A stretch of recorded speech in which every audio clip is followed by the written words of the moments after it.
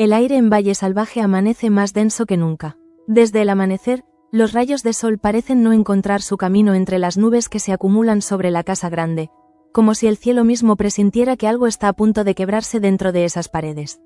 El eco de los pasos de Victoria resuena en los pasillos, marcando el ritmo de una jornada que comienza con su ira contenida. En sus ojos se percibe la mezcla de frustración y temor. Frustración porque su autoridad, una vez absoluta, ahora se tambalea. Temor porque la fuerza que la empujó durante años, la idea de que todo en ese valle debía girar a su alrededor, empieza a resquebrajarse. La duquesa no está dispuesta a aceptar la derrota silenciosa que supone haber perdido el control sobre Adriana, sobre Rafael, sobre el propio destino de los Gálvez de Aguirre. Martín, ajeno a los pensamientos de su señora, cruza el patio con paso firme, aunque cada movimiento delata el cansancio de quien lleva semanas sintiendo la mirada de todos clavada en la nuca. Su hermana Matilde lo ha advertido más de una vez. Victoria no olvida, ni perdona. Pero él, movido por una mezcla de orgullo y dignidad, se niega a abandonar la casa que lo ha visto trabajar desde niño. Ese orgullo será su condena. Cuando la duquesa lo intercepta en el pasillo principal, el tiempo parece detenerse. Ella no necesita levantar la voz. La frialdad con que pronuncia su nombre basta para helar el ambiente. En ese silencio cargado, el pasado se hace presente. Los años de servicio, las promesas incumplidas, las humillaciones soterradas. Victoria, con el rostro erguido, le espeta que su hermana Matilde es la responsable de todo lo que está ocurriendo en la casa grande. De las fugas de información, de las intrigas, del caos que se cierne sobre el valle. Martín intenta defenderla, recordándole la lealtad que siempre le han mostrado, pero cada palabra suya solo alimenta la cólera de la mujer.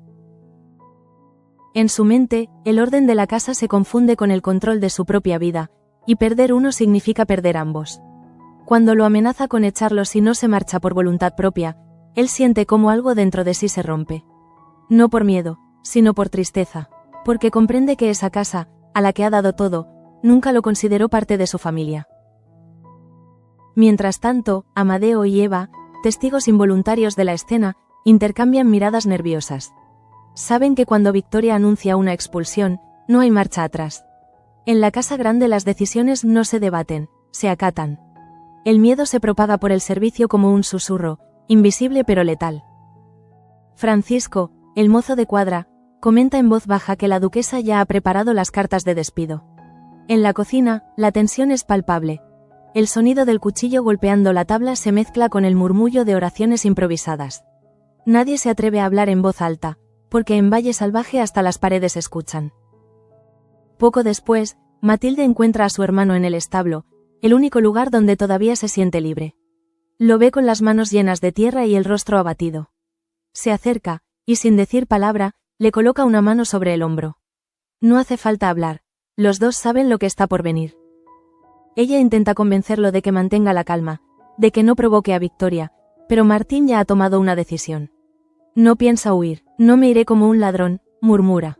Matilde lo mira con una mezcla de orgullo y desesperación. Sabe que ese mismo valor que siempre admiró en su hermano puede convertirse en la causa de su ruina. Mientras hablan, Atanasio se aproxima con paso sigiloso. Su mirada curtida por años de trabajo en el campo refleja inquietud. Les dice que ha visto algo extraño. Tomás rondaba los pasillos prohibidos de la casa grande, justo donde se guarda la documentación del pacto entre Adriana y José Luis. Aquello despierta en los tres un mal presentimiento.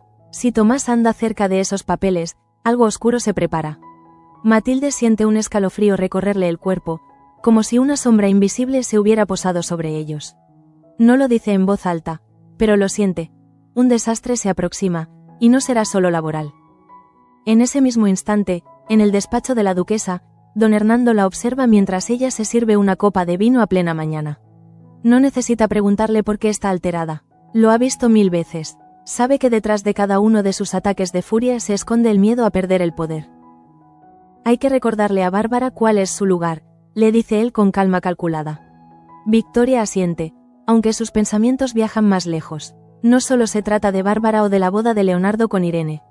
Se trata de mantener la pureza de su linaje, de impedir que el desorden, ese que ve reflejado en los ojos de Adriana, se extienda como un veneno. Mientras tanto, en un rincón de la casa pequeña, Adriana y Rafael desayunan en silencio. La joven acaricia distraídamente la taza de té mientras mira por la ventana. El viento agita los campos que ahora les pertenecen tras el pacto con José Luis, pero ella no ve prosperidad en ese paisaje. Ve una responsabilidad demasiado grande para un momento tan frágil.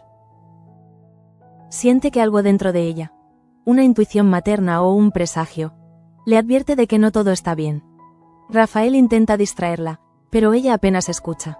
Su mente sigue prisionera del recuerdo de la firma, del temblor en la mano de José Luis cuando sellaron el acuerdo, de la mirada de su tía Victoria al enterarse. Hay momentos en que las victorias parecen derrotas disfrazadas. La calma se rompe cuando una criada entra con una carta en la mano. Es un mensaje de Mercedes, pidiéndoles reunirse de urgencia para tratar la administración de las tierras. Adriana lo lee en voz alta y siente un pinchazo en el pecho. No sabe por qué, pero algo en esa carta le provoca inquietud. Rafael le propone ir juntos, pero ella insiste en que primero debe hablar con José Luis. Quiere dejar las cosas claras, asegurarse de que nada de lo que han construido se vuelva en su contra. Él acepta, aunque la preocupación se dibuja en su rostro. Desde hace días, percibe en su esposa un cansancio extraño, una mezcla de agotamiento físico y ansiedad que no logra explicar.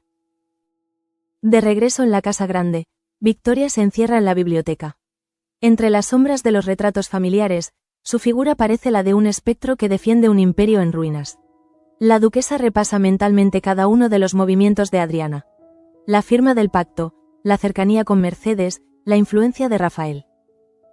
Todo se le antoja una conspiración en su contra. Su mente, tan aguda como peligrosa, empieza a urdir un nuevo plan. Si no puede destruir el vínculo entre ellos, al menos los hará pagar por cada desobediencia. Y en esa idea encuentra consuelo, como una llama que la mantiene viva. Poco después, don Hernando regresa con noticias. Ha hablado con Irene y con Leonardo, y la boda se mantiene, aunque la tensión entre ellos es evidente. Victoria sonríe con una mueca que no alcanza los ojos. Perfecto, dice. Así la pequeña Bárbara recordará que en esta casa los sentimientos nunca estuvieron por encima del deber. Hernando la observa en silencio, sabiendo que esas palabras no son solo un consejo, son una sentencia. Fuera, la tarde empieza a caer, y el valle se tiñe de un tono ocre melancólico. Matilde, desde el jardín, observa la casa grande y siente una punzada de temor. Se lleva una mano al pecho. Algo le dice que la jornada no terminará sin lágrimas. Mientras tanto, en el interior, Victoria afila su lengua como un arma, dispuesta a usarla contra quien se atreva a desafiarla. Y cuando el reloj marca las 6, su voz resuena una vez más. Que Martín venga a mi despacho. El eco de esas palabras viaja por los pasillos como un presagio. La tarde se estira lenta sobre el valle, pero dentro de la casa grande el tiempo parece comprimirse, como si cada minuto pesara una eternidad. En la cocina, Matilde se mantiene ocupada con tareas triviales, aunque sus manos tiemblan. Finge concentración, corta pan, remueve una olla, pero su mente no está ahí. Las palabras de su hermano resuenan en su cabeza. No me iré como un ladrón. Sabe que Martín ha sellado su destino con esa frase. Lo ha hecho más de una vez en la vida. Elegir la dignidad por encima de la prudencia. Y en esta casa, la dignidad siempre se paga cara. Atanasio entra sin hacer ruido, limpiándose las manos con un trapo.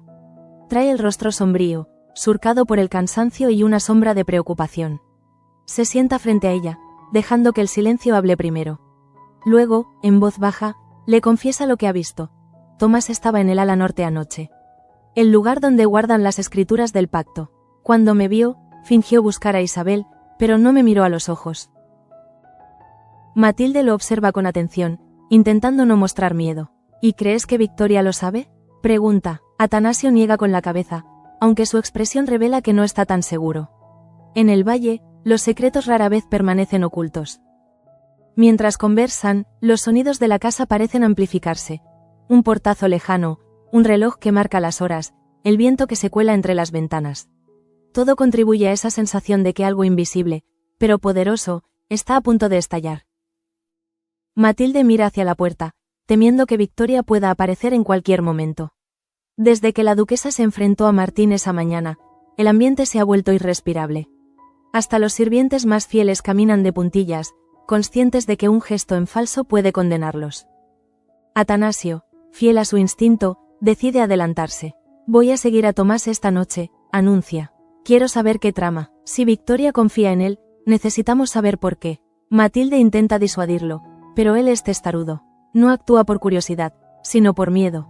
Ha visto demasiadas desgracias nacer del silencio en esa casa. Le promete ser prudente, pero en el fondo sabe que enfrentarse a los secretos de los Gálvez de Aguirre nunca ha sido un acto seguro. Poco después, al caer la noche, el silencio envuelve los pasillos como un manto. Atanasio camina despacio, descalzo, evitando los tablones que crujen. Las sombras se alargan y cada rincón parece esconder una amenaza.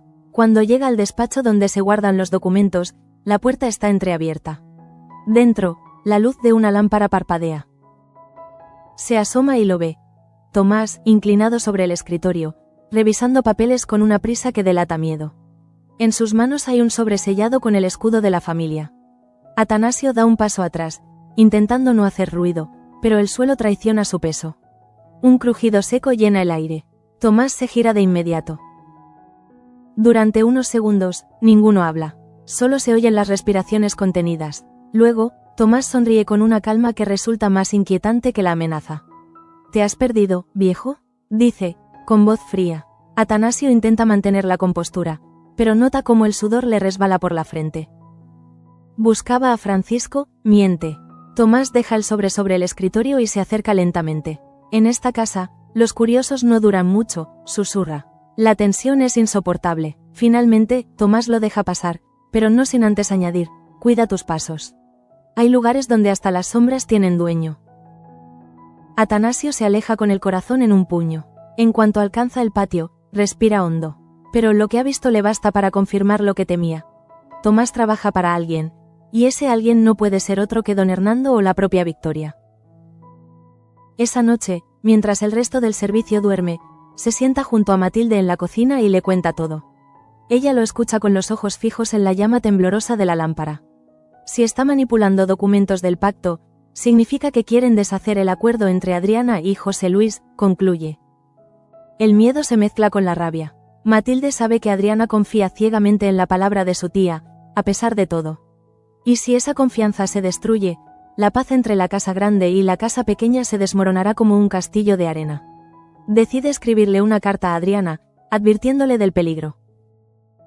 Pero no llega a hacerlo. Antes del amanecer, Francisco les anuncia que la duquesa ha ordenado que nadie del servicio salga del recinto sin su permiso. Dice que hay traidores entre nosotros, agrega con voz apagada. Matilde siente que las piernas le fallan. Victoria no necesita pruebas para condenar, basta con su intuición. Al mismo tiempo, en la capilla del Valle, el padre Anselmo recibe una visita inesperada. Es José Luis, que viene a confesarse con la mirada cansada. Habla poco, pero lo suficiente para dejar entrever su temor. He firmado algo que puede costarle la vida a una inocente. El sacerdote lo escucha en silencio, comprendiendo más de lo que el hombre dice. No pregunta nombres, pero intuye que todo gira alrededor de Adriana. Cuando José Luis se marcha, el cura queda solo frente al altar, con la sensación de que una tormenta mucho más profunda que las del cielo se aproxima. De vuelta en la casa grande, Tomás se reúne con don Hernando. Le entrega el sobresellado y susurra.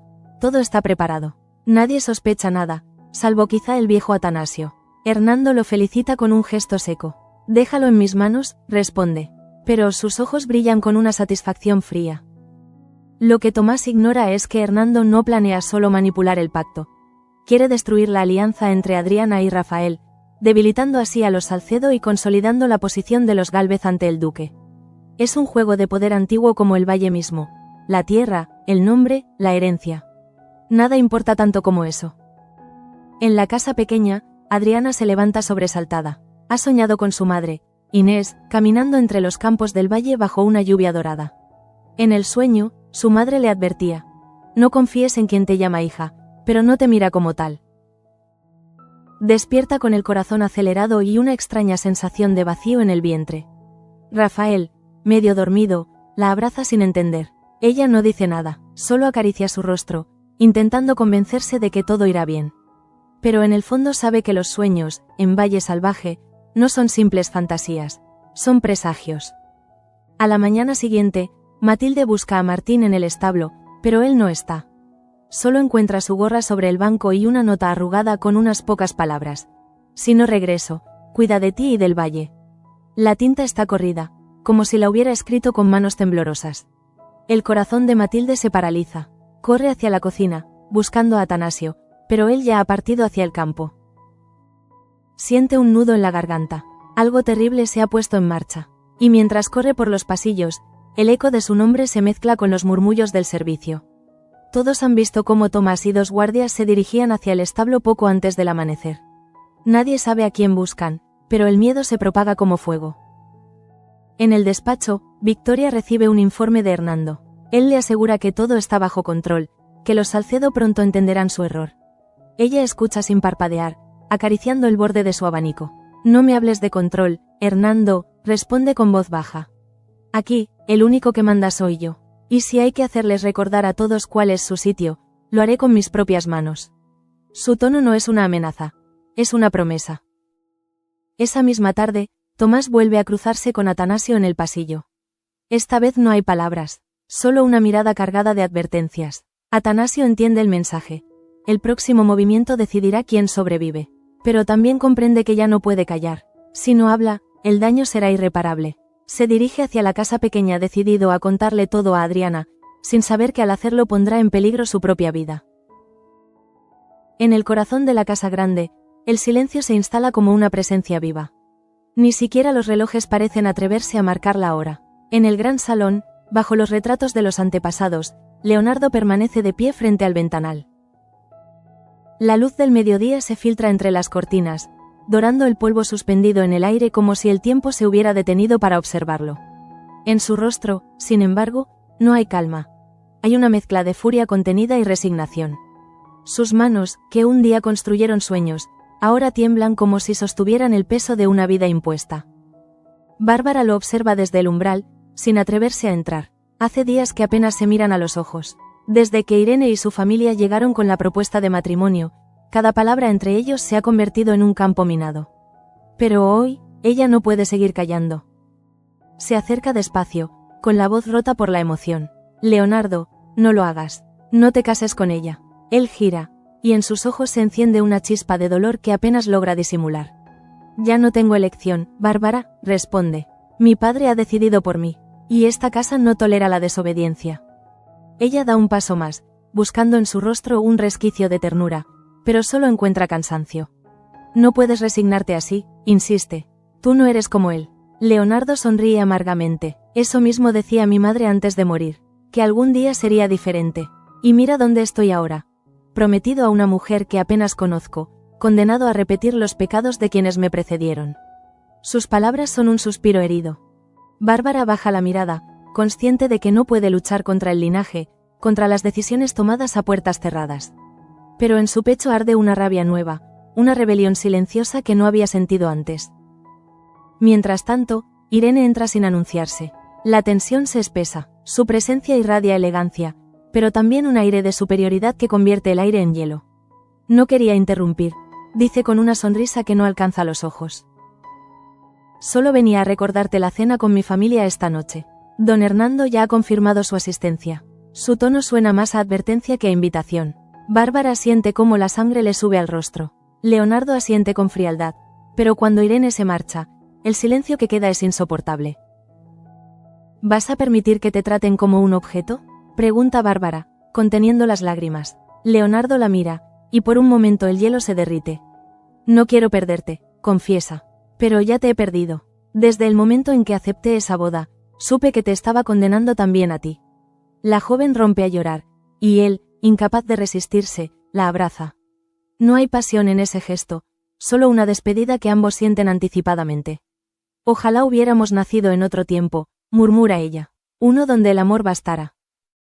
En ese instante, Victoria entra sin golpear. Su figura, erguida y vestida de negro, domina la escena como un juez que irrumpe en su propio tribunal. «¡Qué cuadro tan edificante!», dice con sarcasmo. El heredero de los Aguirre abrazando a la hija de un don nadie. «¿No te avergüenzas, Leonardo?». Él se aparta, con los puños apretados. Avergonzarme de amar no es lo mismo que avergonzarme de manipular. Las palabras caen como un golpe. Victoria lo observa con una mezcla de sorpresa y desprecio. «Cuidado con tu lengua, muchacho. Yo te di el lugar que tienes».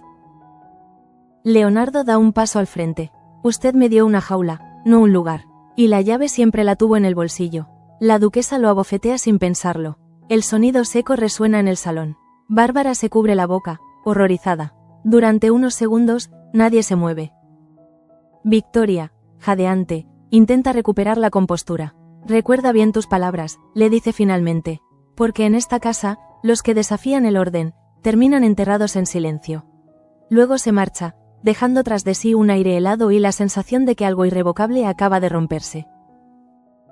Más tarde, en el despacho de don Hernando, la duquesa recobra su calma habitual. El hombre la observa mientras ella se sirve otro vino. Has ido demasiado lejos, le advierte. Ese muchacho no olvidará el golpe. Victoria no lo mira. No me interesa su perdón. Me interesa su obediencia. Hernando suspira. A veces olvidas que incluso los hijos más dóciles terminan rebelándose. Ella sonríe con desdén. Entonces habrá que recordarles quién los alimenta.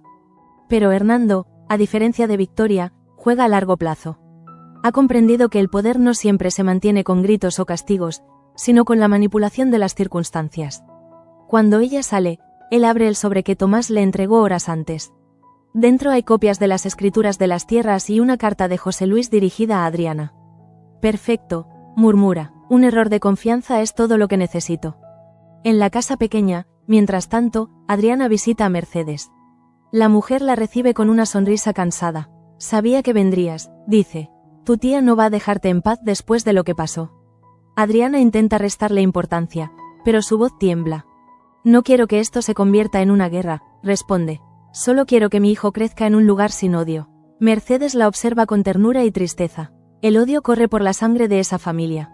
Creer que puedes detenerlo es como intentar detener la lluvia. Adriana guarda silencio, con las manos sobre el vientre. Aún no se lo ha dicho a nadie, pero a veces siente punzadas que la asustan. De regreso en la casa grande, don Hernando recibe la visita de Irene. Ella trae consigo un aire de triunfo. La boda será en 3 semanas, anuncia. Mi madre ya ha empezado los preparativos. Él asiente, complacido. ¿Y Leonardo?, pregunta. No tiene alternativa, responde ella con una sonrisa glacial. Bárbara se ha rendido, pero Hernando la observa con atención. Sabe que detrás de esa frialdad hay inseguridad. Irene no ama a Leonardo. Lo desea como símbolo, como trofeo que confirme su superioridad sobre los Salcedo. Esa noche, Leonardo se encierra en su habitación.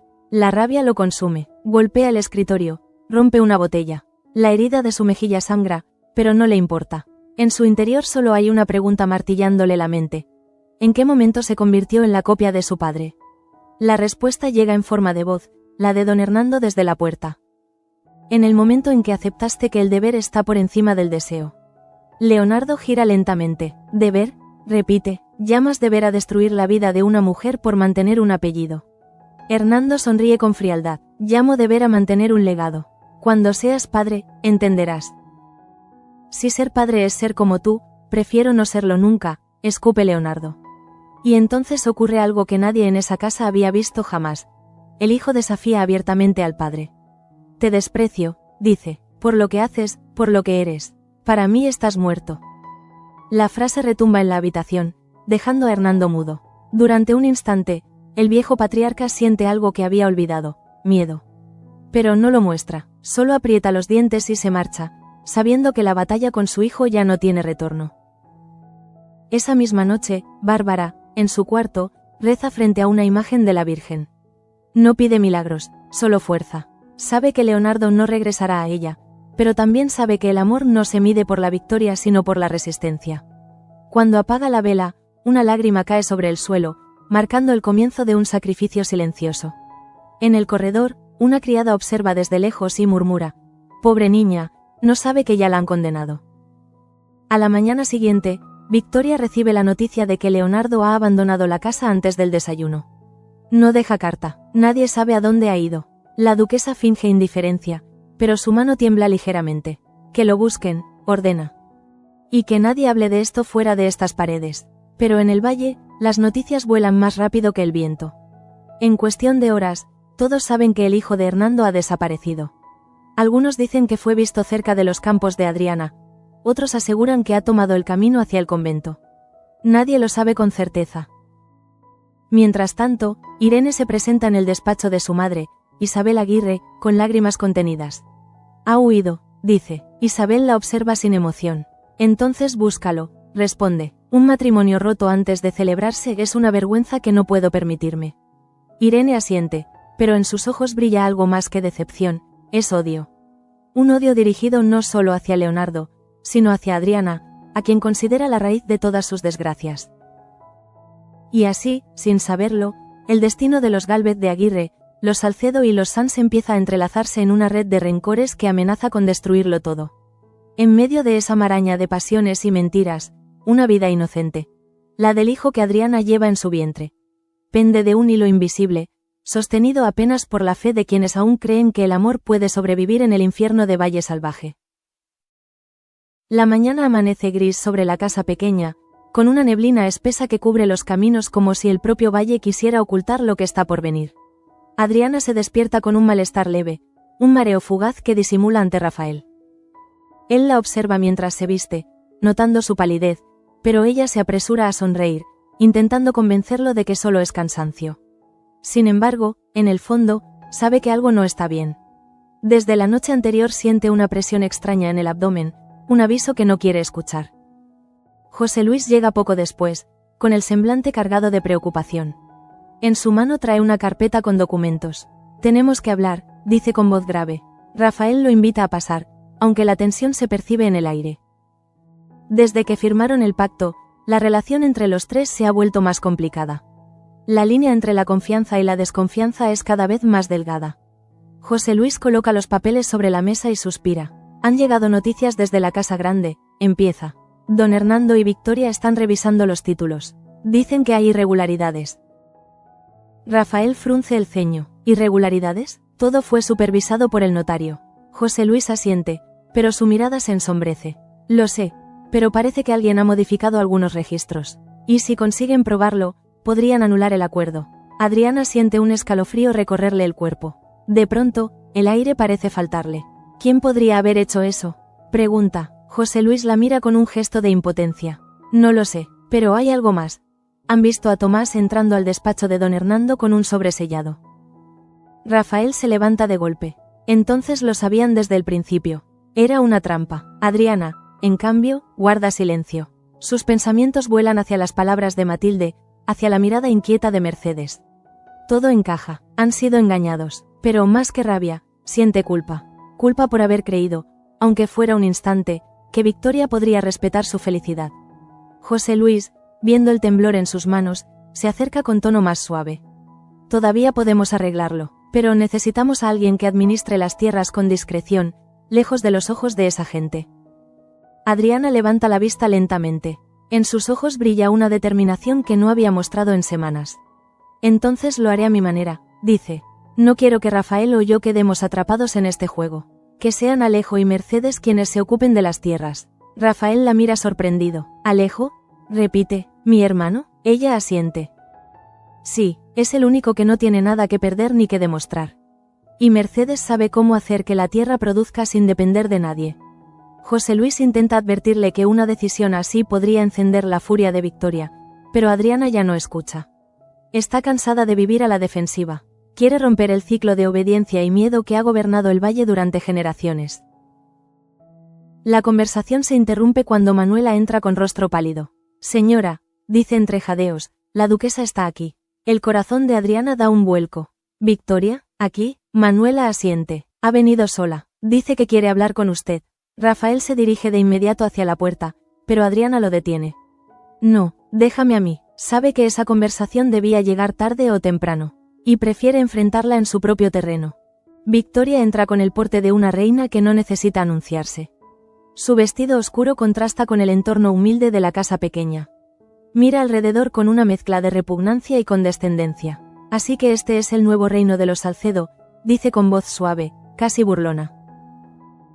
Adriana la observa sin levantarse. No somos reyes, tía. Solo queremos vivir en paz. La duquesa sonríe con frialdad.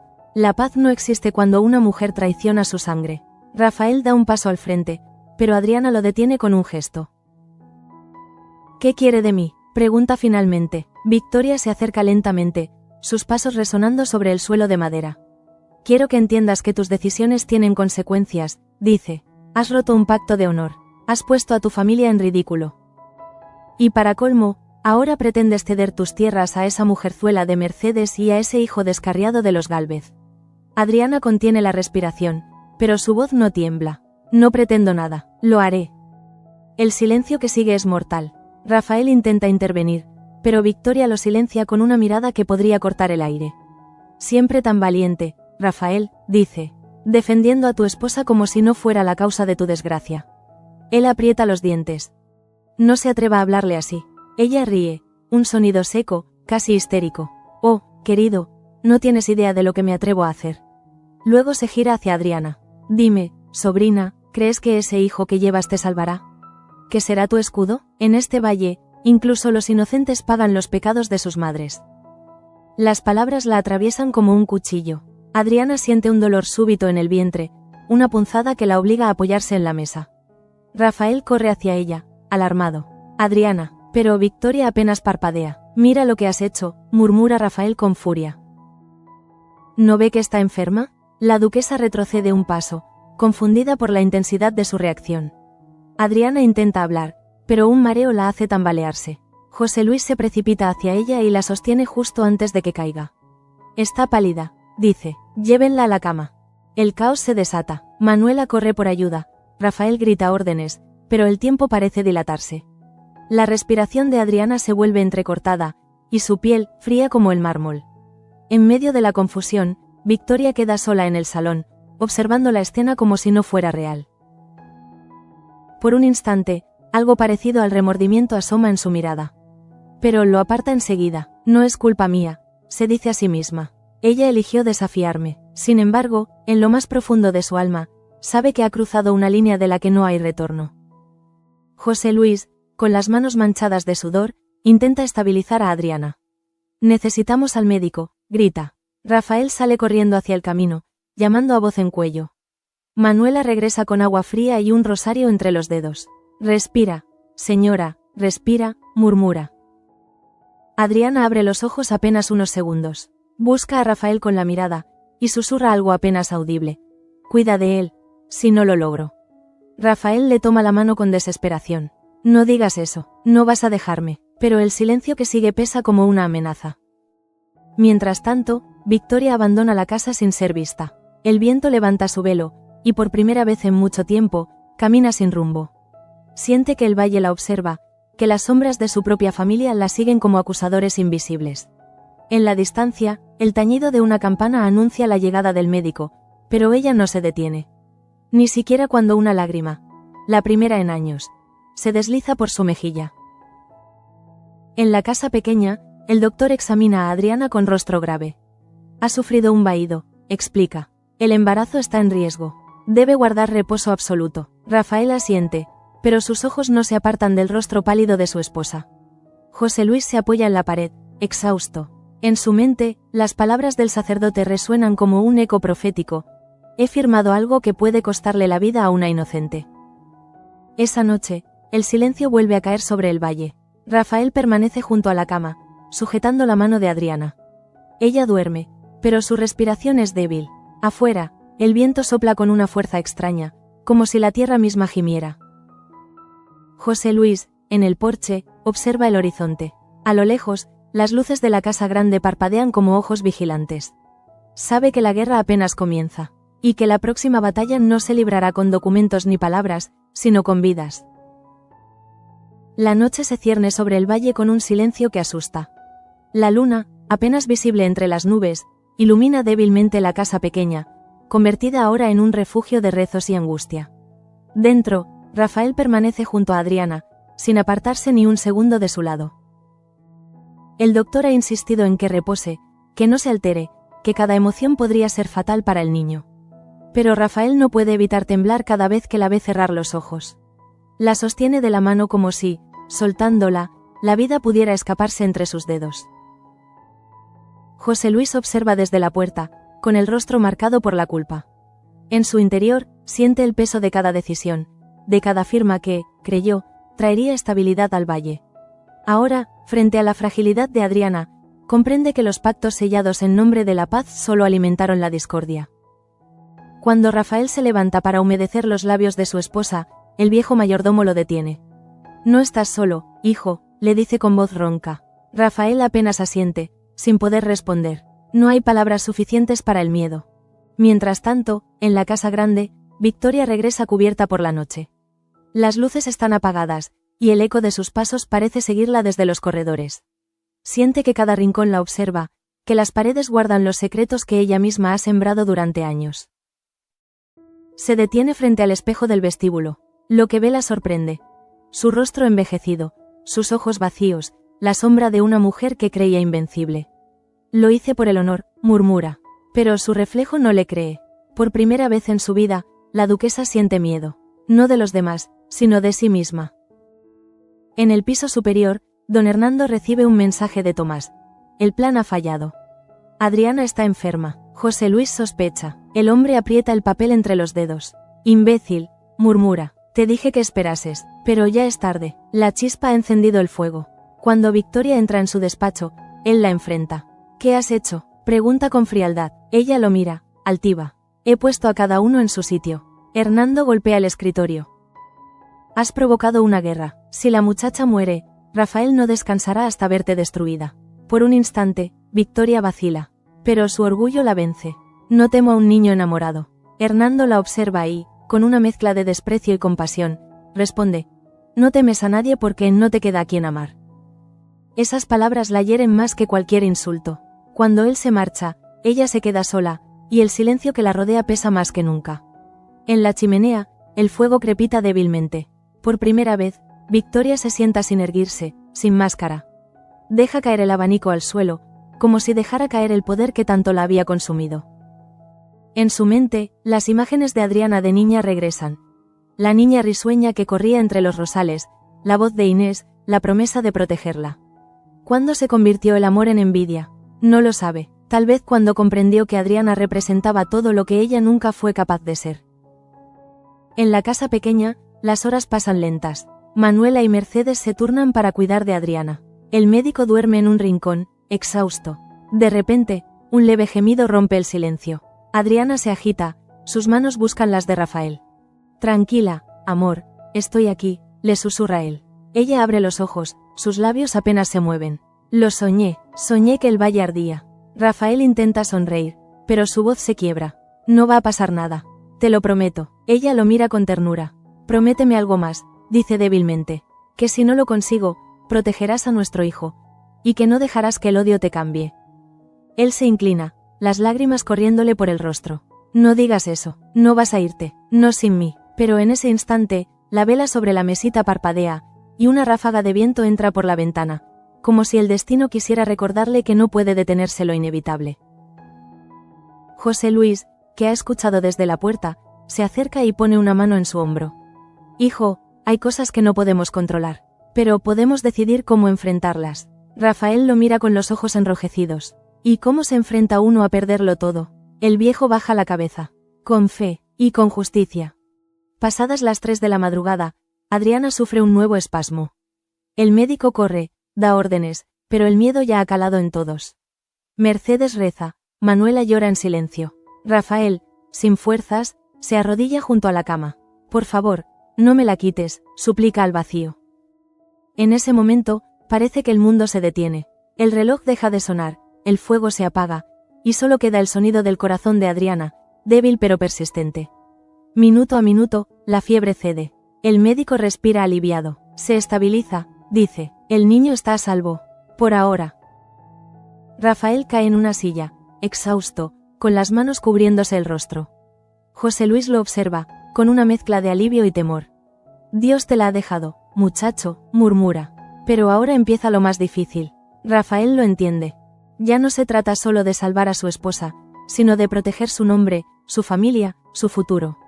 Mira por la ventana y ve, a lo lejos, las luces de la casa grande aún encendidas. Esa mujer, dice con voz baja pero firme, ha intentado destruirnos. Y no lo permitiré más. A la mañana siguiente, el sol regresa tímido, bañando el valle con una luz dorada que no logra disipar del todo la sombra de la noche anterior. Adriana duerme, su respiración tranquila. Rafael, en cambio, no ha cerrado los ojos. Sale al porche, donde José Luis lo espera con una taza de café. Ninguno habla durante un largo rato. Luego, el joven rompe el silencio. Voy a enfrentarlos, dice. Ya no hay pacto que respetar. Si quieren guerra, la tendrán. José Luis asiente lentamente. Entonces no lo hagas solo. Esta vez, el valle entero sabrá la verdad.